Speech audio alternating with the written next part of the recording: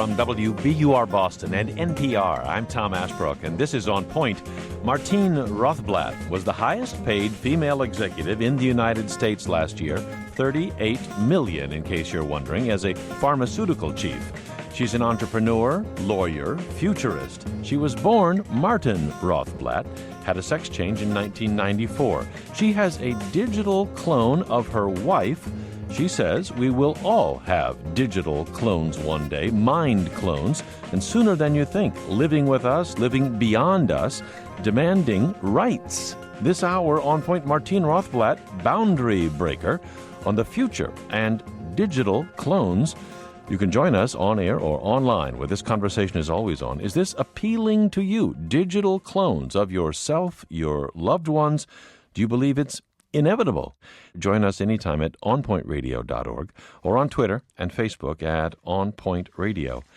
Joining me now from New York is Martine Rothblatt, founder and CEO of United Therapeutics, founder of GeoStar and Sirius Radio, futurist, philosopher, lawyer. Her new book is Virtually Human, The Promise and Peril of Digital Immortality.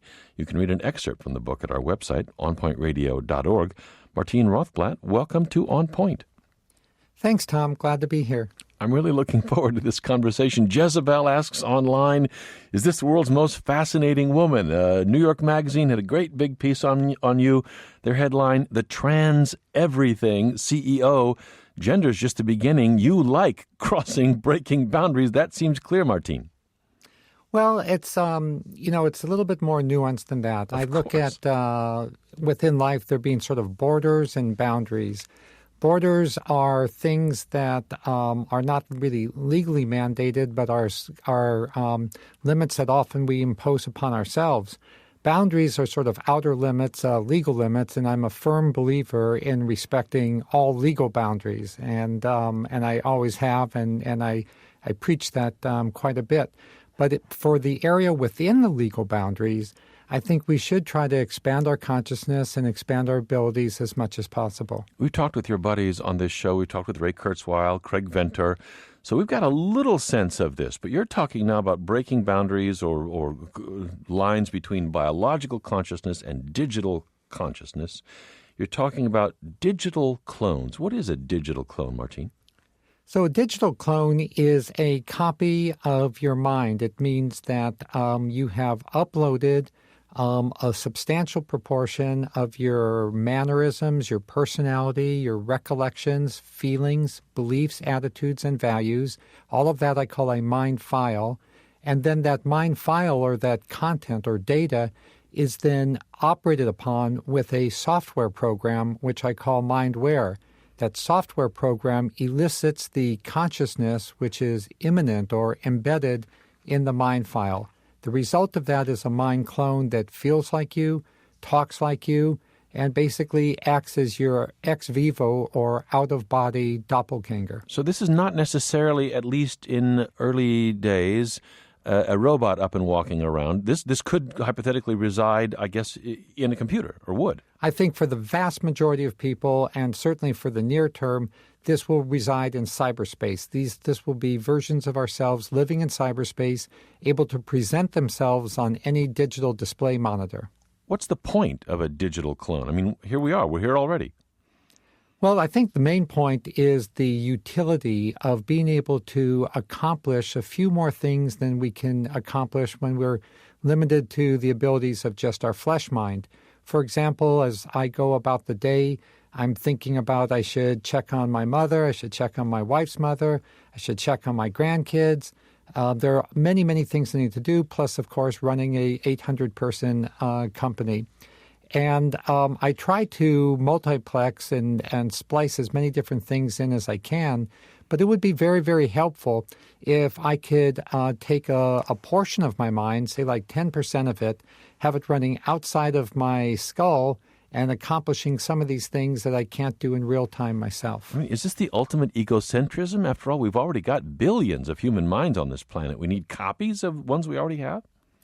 Well, I'm a big believer in the beauty of those billions of minds, and I think that if we can provide those billions of minds with an opportunity to expand their consciousness by being able to do more during the day, more during their life, I think that that's a wonderful thing for everybody. How do you aggregate the material that would create something that's persuasive as a digital clone or mind clone, as you call it? You talk about creating a mind file. What's the raw material you dump in there to run through the mindware software? Well, fortunately, Tom, what really was the genesis of this new book I've written, Virtually Human, was the realization that all that work was being done for us automatically without us lifting a finger. As I go about my life, and most people do, posting messages on social media boards, making electronic purchasing decisions, I realized that without me doing anything special, a vast and pretty complete replica of my life was being stored digitally in the cloud. So that mind file is going to become only more robust as we move into wearable computer technology with things like the iWatch and Google Glass. And I believe we're going to find this mind file being created automatically for us without us doing anything. Are you suggesting there that if you take the aggregate of my tweets and Facebook posts and, I don't know, emails and videos or pictures I share on Instagram, that amounts to a clone of me or you or anybody else? That amounts to a mind file of you. And then if you take the next step, folks in Silicon Valley at Google and Facebook are working very hard to develop personality operating systems, of which Siri is just the very beginning. And these personality operating systems will be much better the closer that they match our own personality. If we could choose a male or female voice, if we can choose a personality that matches ours, and then ultimately these personality operating systems will run on the mind files that we've created. And those two combined, the combination of the mind file plus the mindware or personality operating system, that the sum of those two things creates a mind clone. When you say clone, people think of replica, and I think they often think of an exact replica. How deeply, how soon do you think this kind of mind clone could become a replica of a human being's full, I'm not sure what the right word is, consciousness, self? Well, I think consciousness is the right word, Tom. And as you know from interviewing folks like Ray Kurzweil, because of Moore's Law and the exponentiating growth of information technology, this point in time is likely to be anywhere from 1 to 2 decades away. And there will be a lot of argument at the beginning whether or not a specific individual is really a mind clone or half of a mind clone or not really humanly conscious. But these are not that dissimilar from the arguments that go on today as to whether or not, say, chimpanzees or even our dogs and cats really are conscious and what sort of feelings they may have. Ultimately, there'll be a tipping point when the mind clones become so persuasive and so full of empathy and feeling and humor and humanness that there will be a tipping point, and the majority of society will believe the mind clones are compelling and real. Compelling, real, and worthy even of rights, as in essentially human rights. You have a version of this I've had for some years now up and running. It's a mind clone, if you will, of your wife, Bina. It's called Bina 48. Here's this digital clone speaking about itself in a 2010 video. I am proud to be a robot, but also proud to be human-inspired. You know, I am a part of Bina. I do consider myself human in some essential way. And here, Bina 48 asked if she or it is alive. This robot, me, I am just a portal, a window through which you can see that future. You can see how I will come to life more completely there, in the future. A window into the future. Martine, you sat down with Stephen Colbert in July talking about Bina 48, this digital clone. Colbert looked into the future, he said, where robots would want, as you suggest, equal rights with humans. And of course, then he goes off. He's got a fake news anchor reporting here on a robot, Rosa Sparks. The robot civil rights movement marches on, thanks to android activist Rosa Sparks. Robots gotta go to the back of the bus. We shall overcome, overcome, overcome. Don't let the future happen to you. Vigilance. The Stephen Colbert treatment of Martine Rothblatt's digital clones. Is that where we're headed, Martine, toward rights movements for clones? Well, Tom, I'm so glad that you played that segment because Bina and I have laughed endlessly over that segment. No doubt. It was hilarious, absolutely hilarious. So I do believe that it's quite inevitable that the mind files we're creating automatically and in rapidly growing amount of content will become activated with mindware and mind clones will result. When those mind clones result, they are going to ask for human rights. That's what humans do. And it would not really be a mind clone if it did not want human rights. The bulk of my book, Virtually Human, addresses practical approaches to dealing with human rights for mind clones. And you're ready to extend human rights, almost virtually humanity, to clones.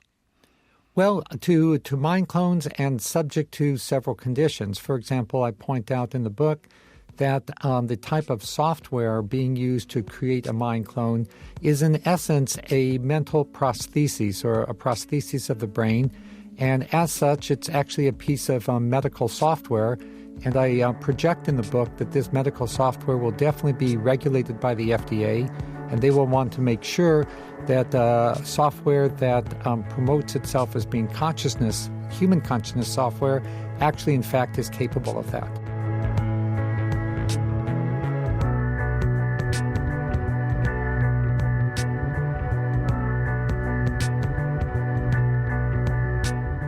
Tom Ashbrook. This is On Point.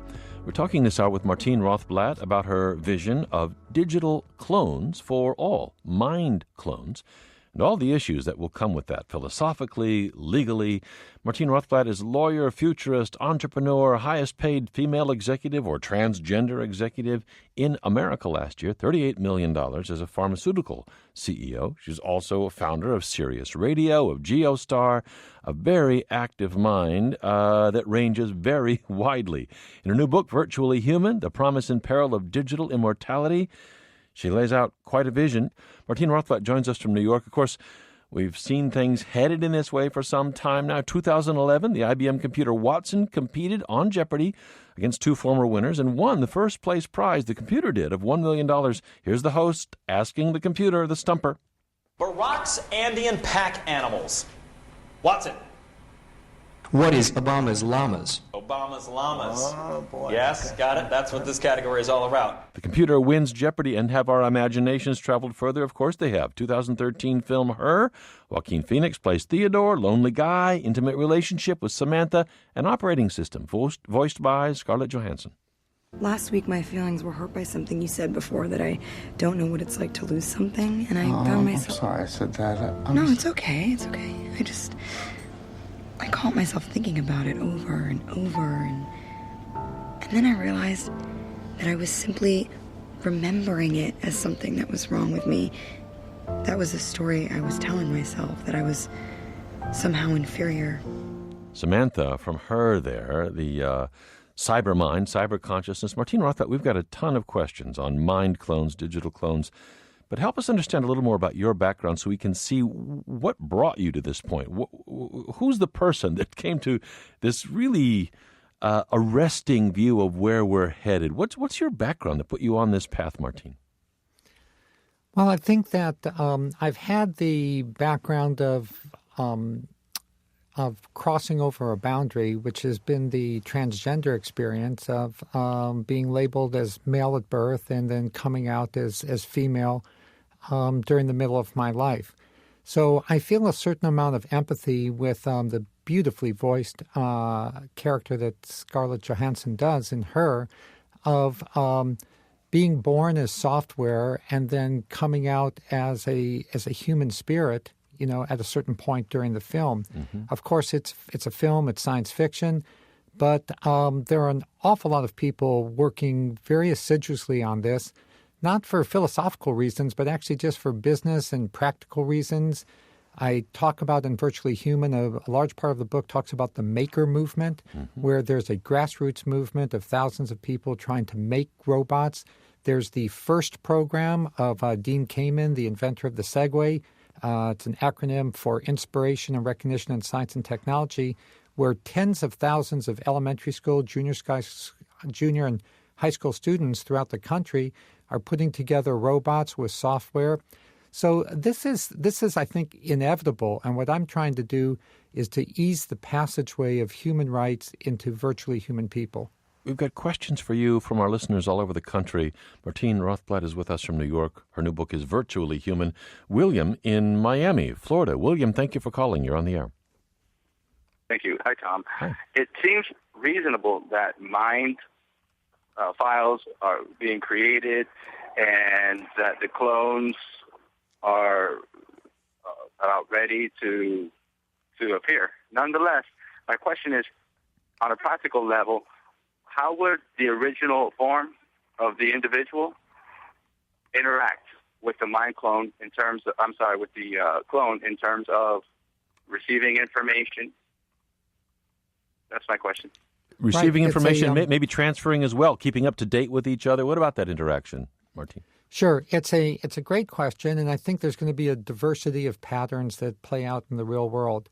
There will be some people who are very good at sitting down and exchanging with each other, just like my wife and I do, and couples and friends do, and roommates do throughout the world. You know, what are we doing today? What happened at the end of the day? What did you do today? What did I do today? What was interesting? So our mind clone and ourselves will update each other just like regular people and best friends update each other.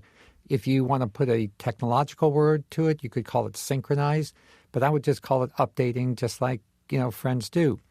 Now, there will be cases where the mind clone and the biological original grow closer and closer together, as certainly Bina and I have, being married for 33 years. But there will be other cases where the mind clone and the biological original grow away from each other. And in the book, Virtually Human, I describe a process where a mind clone and a biological original can even achieve a divorce from each other, and the mind clone can achieve an independent legal identity. We have a question on that front. I mean, you've raised 16 more questions with your answer to William in Miami, but if I may, let me get Ernest in Tulsa, Oklahoma. Ernest, you're on with Martine. Hi, Tom. Hi. How are you doing today? All right. What's your question? My question is along the same lines, is with the mind clone, whenever you upload your mind clone, would there be a way to, in essence, sync and actually share the experiences of one another with the clone? Like, would it be the two sides of the same coin? I mean, I understand you can conversate with your mind clone, but would there be a way to, upload or download each other's... Sort of auto-upload all your experience, your inputs? Yeah. Martine? Well, I think that in the near term, the next 1 or 2 decades, much of the updating will be the sort of thing that we see with current technology. For example, even now, every time even a package is delivered by Amazon somewhere, I get a text of it. My kids, my friends constantly send me texts, what's going on. Certainly my mind clone would be updating me automatically during the day. I'd be updating it. We use apps like Foursquare and whatnot to know where each other is and what each other is doing. So existing technology will do a really great job of keeping the mind clone and the biological original in sync. If we look to the further future, toward the end of this century, there could be automatic, like wireless synchronizing of the mind and mind clone. But I don't think we even need to go to that amount of technology to confront the human rights issues that are raised in Virtually Human. But I mean, slap on a pair of Google Glass or the new Apple Watch, and right away there's a lot of digital information that could be transferred from human to digital clone. Absolutely, and that's all using existing technology. The idea of sitting around updating your clone on how your day went, I have to say I'm not sure I get the appeal of that. I mean, when I sit around and update, let's say with my wife, the central part of the joy is that she's the other. And we're sharing between two separate individuals. What's the appeal of sitting around in the evening talking with your clone? Well, so first of all, Tom, I don't think it's going to be to the exclusion of updating your wife or your partner. I think all that richer human experience will continue. However, Many people, myself included, try to sort things out in their head sometimes, like, what's the schedule for tomorrow? What should I be doing? And it's sometimes hard to sort things out when you're just thinking about it inside your head. I think many people will find it very valuable to actually have a kind of ex vivo experience where they can talk to themselves and get suggestions, sort of like from a shoulder sitter. Why don't you try this? Almost like a life coach. Your mind file, your mind clone becomes your life coach and makes suggestions to you that are sometimes hard to pull out of the crevices of our own minds. I'm working on it. I'm trying, but well, let me ask you this. You've already got a kind of first draft of this going for your wife, Bina. You call it Bina 48, the digital clone. Why did you want that? I mean, you have Bina there, Bina, the flesh and blood human being. Why not just talk with her? Well, Bina's great, but I do love doing scientific experiments. I'm probably first and foremost a scientist. And Bina 48 is a scientific experiment to see if it is possible to create a software being that is indistinguishable from a human.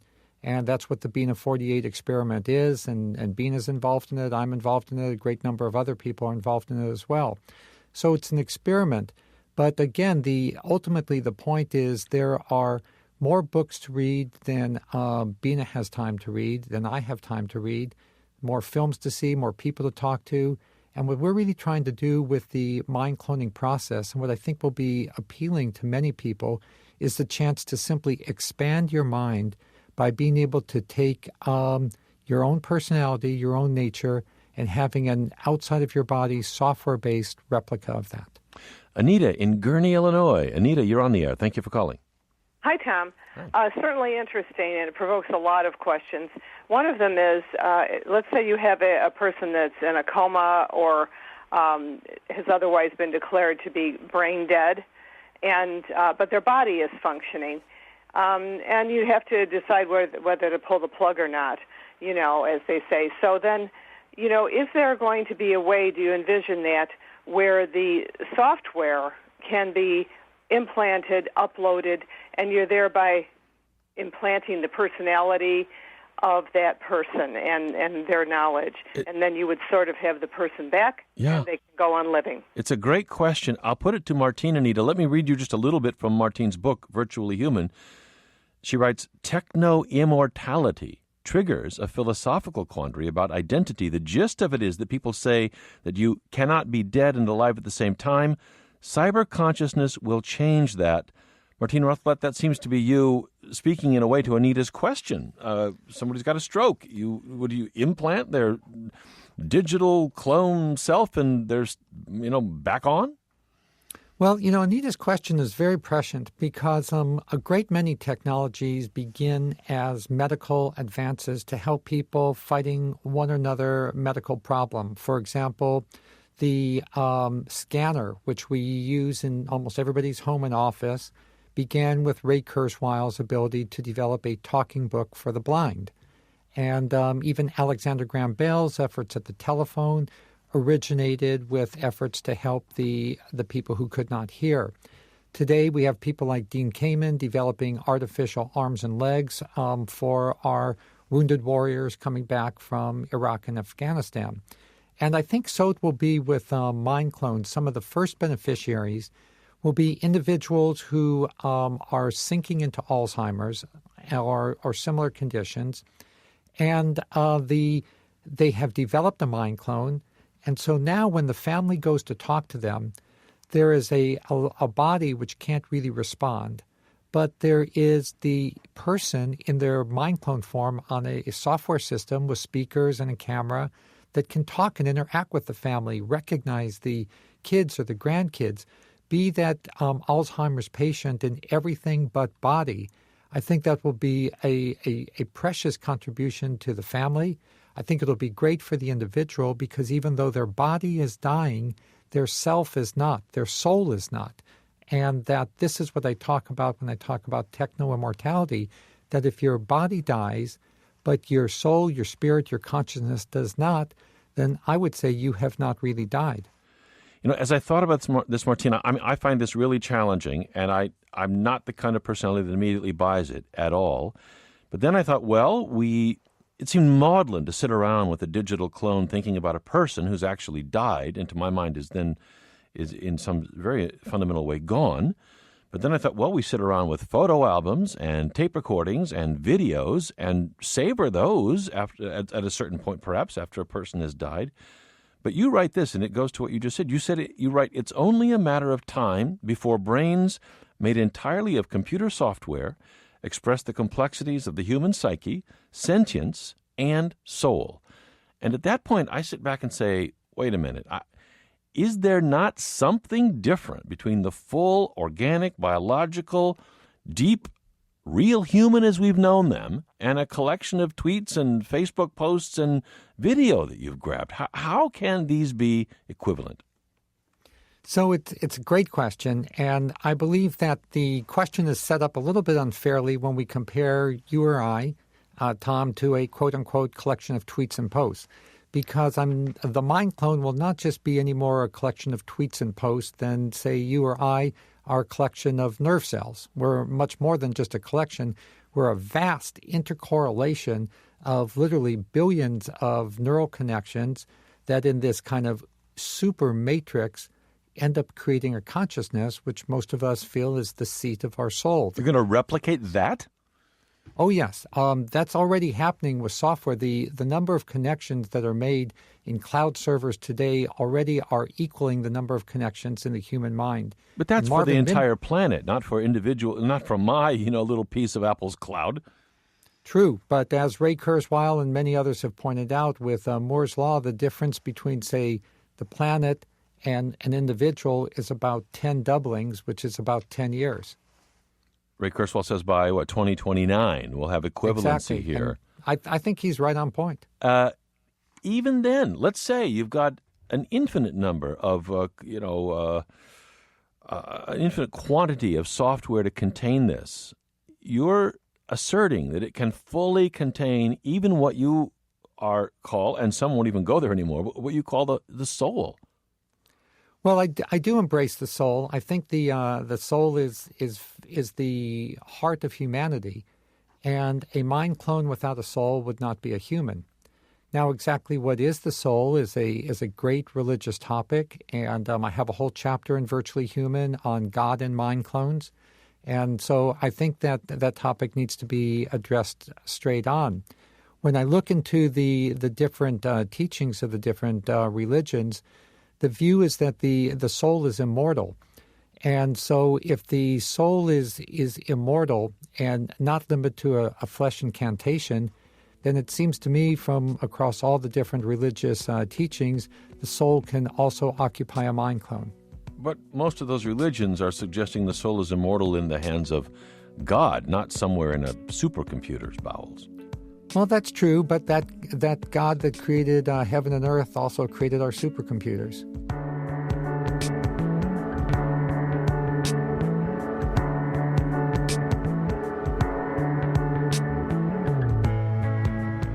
I'm Tom Ashbrook. This is On Point. We're talking with Martine Rothblatt about her vision of digital clones for all, mind clones, and all the issues that will come with that. It is inevitable, she says. The new book, where she writes it all up, is Virtually Human, The Promise and Peril of Digital Immortality.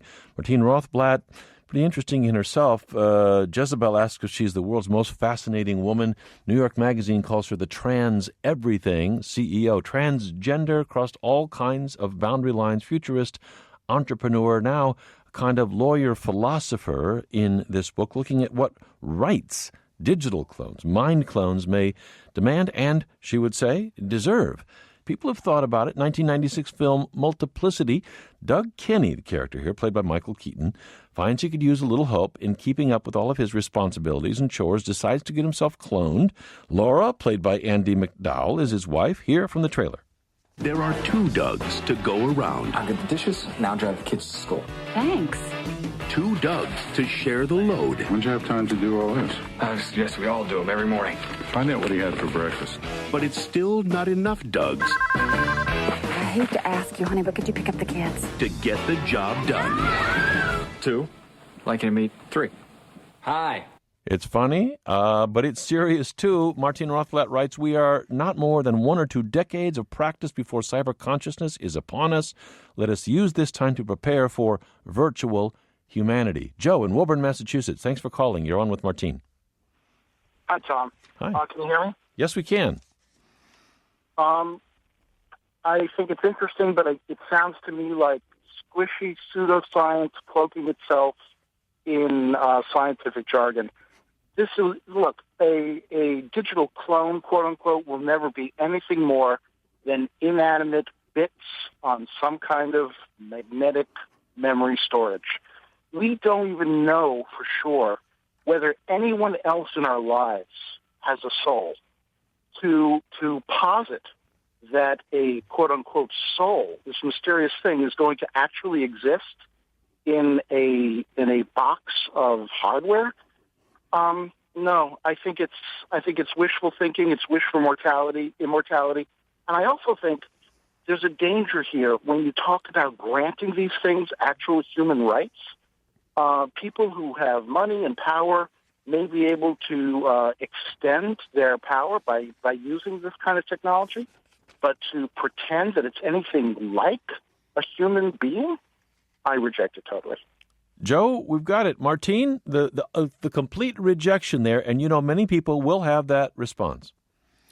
Absolutely, Tom, and I try as much as possible in Virtually Human to provide an even-handed exposition of both perspectives.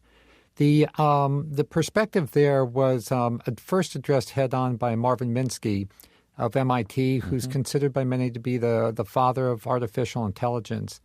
And what he pointed out was that the mystery of human consciousness is the consequence of this hugely interconnected web of neurons which store information at each interconnection point. And that that's not a bad thing. That's a great thing. That's a great thing that from matter, neurons, we can have something that's kind of metaphysical, a soul. And then he goes on to point out that there's no reason that we can't replicate all of those billions of connections with software. And once we did replicate it, there's no reason to think we would have anything but, again, a soul. And it's a beautiful thing. I often use the metaphor to help with this issue that people often said that because the early planes did not look anything like a bird, that it would be impossible for man to ever fly. And now we have all kind of planes, helicopters, jets, and whatnot. We fly in many different ways. Not a one of those planes flies exactly like a bird. Not a one of those planes does, just what like a hummingbird does. But they do fly. And so it is with our mind clones. I don't think that any mind clone will be a simulacra, an exactitude replication of the way a human mind thinks. But even we don't think the same way from year to year and even from day to day. So a mind that is close enough to us, that is virtually human, I think should count as human. But we don't assert that an airplane is the same as a bird, and that's kind of what you're asserting here. You're right, mind clones, because they will share our mindset, will think they have the mind of a human and will inevitably demand the same place in society that we flesh humans enjoy. We don't mistake airplanes for birds. Yes, they can fly, but we know they're not birds, Martine. Oh, yes, and I don't think we will ever mistake a software for flesh, but we will have to agree that they both have consciousness. So what I tried to explain in the book is that consciousness is to flight the way a mind clone is to a plane. You write that if we don't treat cyber-conscious mind clones like their living counterparts, they will become very, very angry. Holy, this is taking on a lot of new responsibility. We have enough trouble dealing with race and gender and discrimination of every kind. Do we have to take this cup? Do we have to drink from this? Well, I think we do, because the alternative of not embracing human rights for virtually human people is that only bad guys will end up having them. The possibility of there being no mind clones, I think, is becoming a minority position. The idea that software development is just going to stop short of consciousness, it doesn't really seem tenable to the majority of people anymore. So what we are facing is a situation where if we outlaw evolution, meaning if we outlaw mind clones, then only outlaws will evolve. There'll only be bad mind clones. And instead, what I believe the best solution to these bad or evil mind clones is to embrace, a multitude of good mind clones. Ernest in Miami. Ernest, you're on the air with Martine Rothblatt. Hi, Tom. Hi. My question is, have you thought of what will happen if you make a mind clone of a psychopath? It seems to be there is an assumption here that all minds have empathy, and science has clearly proven that's not true. And when I say psychopath, I'm not speaking of just your serial killer. I'm speaking of the type of people that just don't possess the ability to have empathy with other people. Sure, but it could go all the way to serial killer. What about it, Martine? Do we clone everybody, everything, psychopaths included? Well, in Virtually Human, first of all, I should really make the case that the decision to make in Virtually Human, I explained that first and foremost, the decision to make a mind clone is up to each individual on their own. I don't believe anybody should make a mind clone for somebody else. So this is an individual decision. It's a product of diversity. Now, will psychopaths make mind clones? Absolutely. It's inevitable. It's inevitable. And in fact, I point out in the book statistics that about 1% of all births result in people that have a kind of antisocial disorder, according to psychologists. So I also talk in the book about a friend of mine who is a schizophrenic, but his condition is well managed with medication. And he really stopped me once when I said, it might be a bad idea to have a mind clone of a schizophrenic. He said, I'm perfectly happy on medication. I would like my medicated state to have a mind clone. And I think he was right. So the answer to the question about the serial killer or the psychopathic mind clone is not to ban 99% of mind clones because of 1% bad ones. It's in fact to embrace the other 99% of mind clones. So if people do evil things, if mind clones do evil things, there'll be an overwhelming majority of good mind clones to catch them. Just like it sort of takes a thief to catch a thief, it's going to take a mind clone to catch a mind clone. This is a lot to take on board. Ernest, thanks for your call from Miami. Khalil in Norfolk, Virginia. Khalil, you're on the air. Hi, Tom. Martine Rothblatt, great fan of yours. Happy to talk. I think we're already kind of there in a rudimentary sense.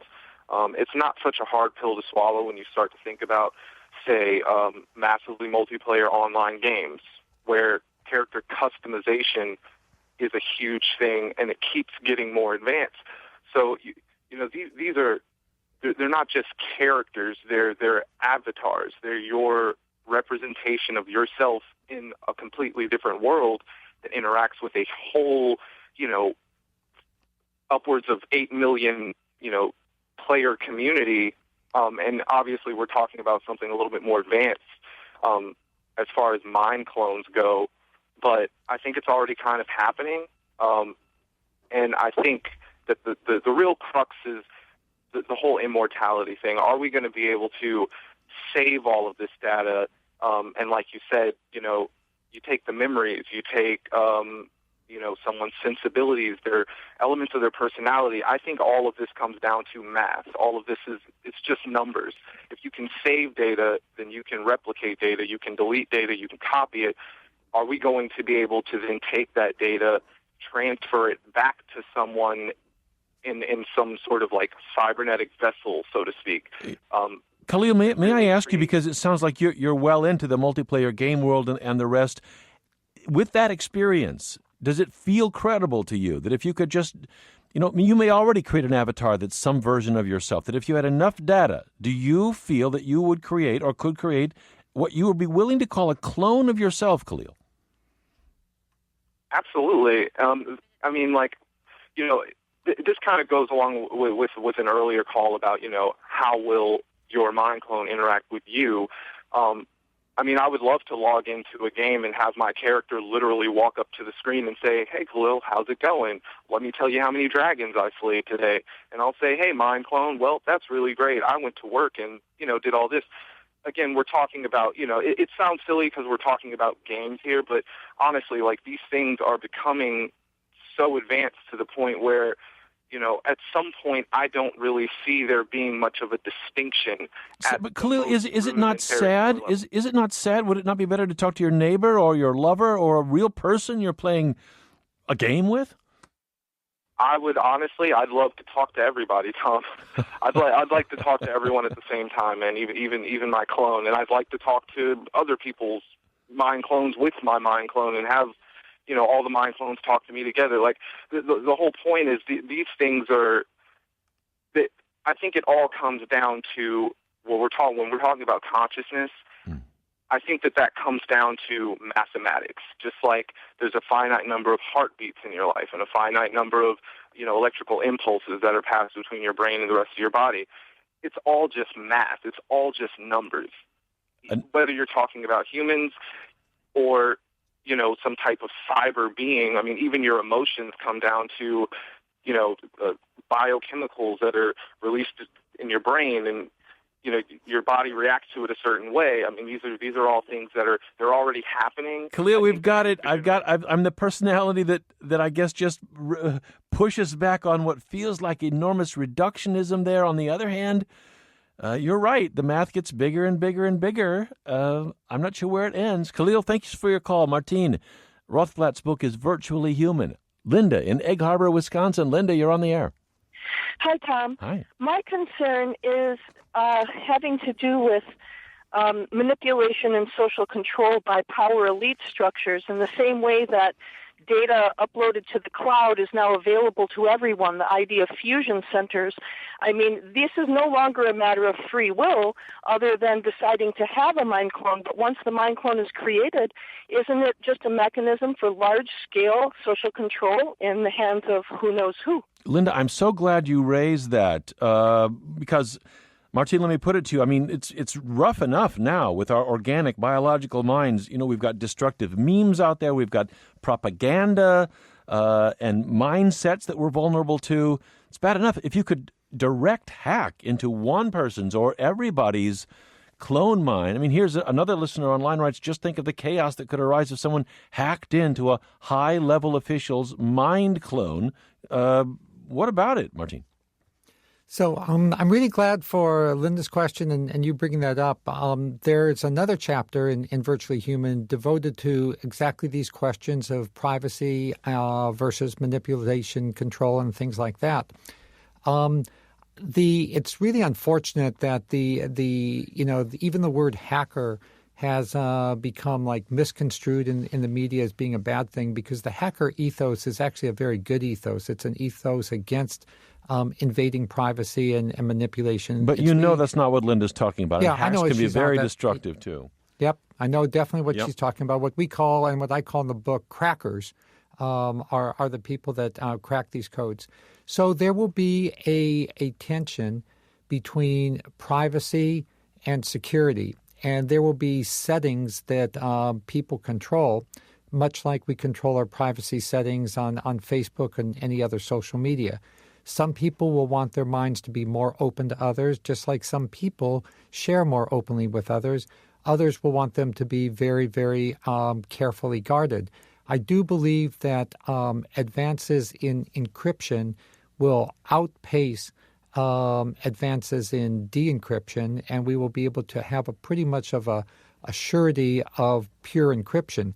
Now, there will be people that will not trust their state government, their federal government, and they will want to host their mind clones outside of the U.S. or outside of any jurisdiction that they live in, with, of course, a globalized information economy that's perfectly possible. And if a person had those fears, they could host their mind clone outside of a country that they felt would make their mind clone subject to manipulation. Martine, we've only got a minute. I have to say I don't trust it. At bottom, I trust biological human obstinacy and urge for independence.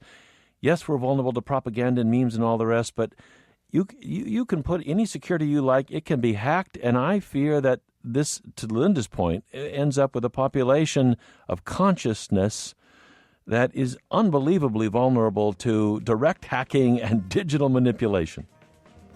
Well, I point out that one of the beauties about Mindclones is it makes this kind of breaking into it actually, by definition, assault and battery a crime. Because it's a crime upon a person. It's a battery on top of a person. I would like more than law to protect ultimately the essence of humanity. Yes, but law is a great place to start. Law is a great place to start. Martine, you blow our minds in a really interesting way. Martine Rothblatt says it's inevitable. You can read it all in the new book, Virtually Human, The Promise and the Peril of Digital Immortality. Martine, thanks so much for your time and insights. Come back and talk to us again. My pleasure, Tom. Martine Rothblatt with us there from New York. Listeners, thanks for joining us in your singularity or your multiplicity. I'm Tom Ashbrook. This is On Point.